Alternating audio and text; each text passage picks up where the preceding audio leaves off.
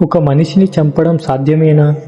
వినడానికి ఆశ్చర్యంగా ఉన్నా గీత చెబుతున్న సమాధానం లేదు. ఎందుకంటే మనం చూసేది కేవలం శరీరాన్ని మాత్రమే. ఆ లోపల ఉన్న అసలైన మనిషిని ఎవరూ తాకలేరు. నేను చంపాను అని గర్వపడేవాడు, నేను చనిపోయాను అని భయపడేవాడు ఇద్దరూ తప్పులో ఉన్నారని కృష్ణుడు ఈ శ్లోకంలో ఒక పెద్ద నిజాన్ని బయటపెట్టాడు. అదేంటో మనం ఇప్పుడు చూద్దాం. ఈ శ్లోకంలో శ్రీకృష్ణుడు ఏమంటున్నాడంటే, ఈ ఆత్మను చంపేదిగా అనుకునేవాడు, అలాగే ఇది చనిపోయేదిగా భావించేవాడు, ఈ ఇద్దరికీ అసలు విషయం తెలియదు. ఎందుకంటే ఆత్మ ఎవరిని చంపదు, అది ఎవరి చేతిలోనూ చనిపోదు. ఇక్కడ మనం అర్థం చేసుకోవాల్సింది ఏమిటంటే, ఆత్మ అనేది ఒక సాక్షి, అంటే విట్నెస్ లాంటిది. ఉదాహరణకు మనం ఒక పెన్నుతో రాస్తున్నప్పుడు పెన్ను అరిగిపోతుంది, కానీ రాసే మనకు ఏమీ కాదు. అలాగే శరీరం ద్వారా కర్మలు జరుగుతాయి, కానీ శరీరం దెబ్బతింటుంది. కానీ లోపల ఉన్న ఆత్మకు ఎటువంటి సంబంధం ఉండదు. అర్జునుడు తన బంధువులను చంపుతున్నానని బాధపడుతున్నాడు, కానీ శ్రీకృష్ణుడు చెబుతున్నది ఏమిటంటే, నువ్వు ఒక ఆయుధంతో ఆత్మను చంపలేవు, ఎందుకంటే అది అసలు దేనికి దొరకదు. ఈ శ్లోకం మనల్ని మన అహంకారం నుండి బయటకు తెస్తోంది. నేను ఇది చేశాను, నేను అది సాధించాను అనే అహంకారం శరీరానికే కాని ఆత్మకు కాదు.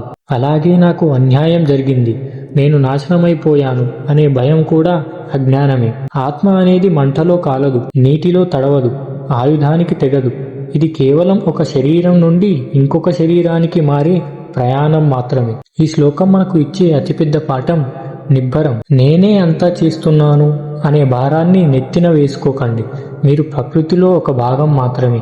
మీ ధర్మాన్ని మీరు చెయ్యండి, కానీ ఫలితం గురించి లేదా అది మీ వల్లనే జరిగిందని అతిగా ఫీల్ అవ్వకండి. మనం ఎప్పుడూ వేరే వాళ్ళు మనల్ని ఏదో చేస్తారని భయపడతాం, కానీ ఈ శ్లోకం మనకు ఒక కవచం లాంటిది. మన లోపల ఉన్న ఆత్మకి ఎవరూ ఏ హాని చేయలేరని తెలిస్తే మనం ప్రపంచంలో దేనికైనా ధైర్యంగా నిలబడగలం.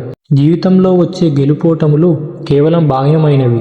మీరు ఈ ప్రపంచం కంటే, ఈ శరీరం కంటే చాలా గొప్పవారు. అర్జున, నువ్వు కేవలం ఒక నిమిత్త మాత్రుడివి, అంటే మీడియేటర్. జరిగేది ఎలాగో జరుగుతుంది, నువ్వు నీ బాధ్యతను భయం లేకుండా నెరవేర్చు అని కృష్ణుడు మనకు కూడా సందేశం ఇస్తున్నాడు. ఆత్మ చంపబడదు అని తెలిసింది, మరి దానికి అసలు చావు పుట్టుకలు ఉన్నాయా? ఆత్మకు పుట్టుక లేదు, చావు లేదు, అది ఎప్పటికీ ఉండేది అనే ఆత్మతత్వాన్ని క్లైమాక్స్ లాగా వివరించే అత్యంత ప్రసిద్ధ శ్లోకం 2వ అధ్యాయం శ్లోకం 20 గురించి తర్వాతి వీడియోలో చూద్దాం. హరే కృష్ణ.